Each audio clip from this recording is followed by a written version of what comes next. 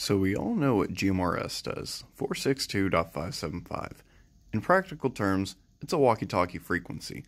You're going to talk to other walkie-talkies or other GMRS radios. Sure, they have repeaters, but all anybody ever really uses them for is radio checks and quote-unquote emergency communications. You'll find the occasional rag chewer, but for the most part, they're very, very quiet. What you'll find on the amateur repeaters, as 145.370 for example, is that more often than not, you'll have more people talking for extended periods of time.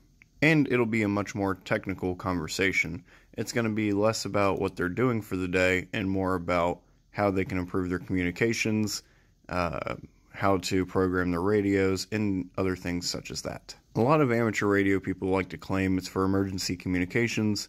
I would like to heavily disagree. It is much more common and likely that you're going to find out that there's people experimenting on the amateur radio band more than the GMRS band.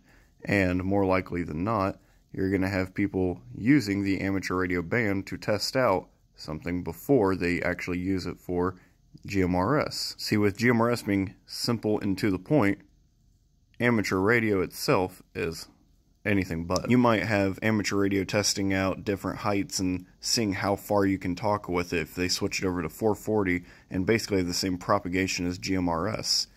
Amateur radio also, by the way, takes into effect of propagation. GMRS is very line of sight, and amateur radio takes a large place in the VHF range, not just the UHF range, meaning that there's better chances for sporadic E. Amateur repeaters can generally push out more power, usually being sitting somewhere around the 100 watts, while GMRS is stuck at the 50 watts. While both will sometimes have nets, the amateur repeater ones are actually usually more technical, and the GMRS repeaters are more to see who are the active users in the area who are always listening in to the band. You may also find that some people really like to talk on the amateur band, while other people like to just listen on the GMRS band. You may also find that because there's no test to take for GMRS, you're not going to find as many know-it-alls. Meanwhile, on amateur radio, there's a lot of people who, just because they got the technician license that I've seen 9-year-olds get, they think that they know it all.